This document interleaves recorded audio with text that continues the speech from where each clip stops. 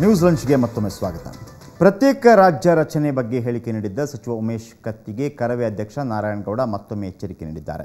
ಬೆಳಗಾವಿಯಲ್ಲಿ ಮಾತನಾಡಿದ ನಾರಾಯಣಗೌಡ, ನಾಳೆ ಬೆಂಗಳೂರಿನಲ್ಲಿ ಕನ್ನಡ ಪರ ಸಂಘಟನೆಗಳ ಸಭೆ ಕರೆಯಲಾಗಿದೆ. ಈ ಸಭೆಯಲ್ಲಿ ಮುಂದಿನ ಹೋರಾಟದ ಕುರಿತು ತೀರ್ಮಾನ ತೆಗೆದುಕೊಳ್ಳುತ್ತೇವೆ ಅಂತ ತಿಳಿಸಿದ್ದಾರೆ.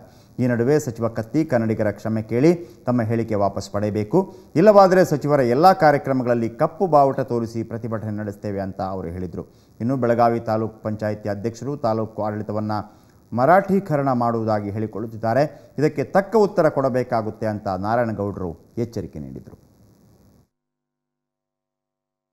ಕತ್ತಿಯವರು ತಾನು ಮಾಡಿದಂಥ ತಪ್ಪನ್ನು ಒಪ್ಪಿಕೊಂಡು ನಾಡಿನ ಜನರಲ್ಲಿ ಕ್ಷಮೆ ಕೇಳಿ ತನ್ನ ರಾಜಕೀಯ ಜೀವನವನ್ನು ಮುಂದುವರಿಸ್ತಾರೆ ಅಂಥೇಳಿ ಅಂದ್ಕೊಂಡಿದ್ದು ನಾವು.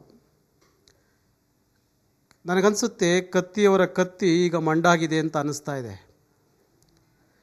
ಕನ್ನಡದ ಬಗ್ಗೆ, ಕನ್ನಡ ಪರ ಸಂಘಟನೆಗಳ ಬಗ್ಗೆ, ಕನ್ನಡದ ನಾಡನ್ನು ಒಡೆಯುವಂಥ ವಿಚಾರದ ಬಗ್ಗೆ ಕತ್ತಿ ಮಂಡತನವನ್ನು ಬಿಡದೆ ಹೋದರೆ ಮುಂದಿನ ದಿನಗಳಲ್ಲಿ ರಾಜಕಾರಣ ಮಾಡೋದು ಭಾರಿ ಕಷ್ಟ ಆಗುತ್ತೆ ಅನ್ನೋ ಮಾತನ್ನು ನಾನು ನೇರವಾಗಿ ಹೇಳ್ತೀನಿ.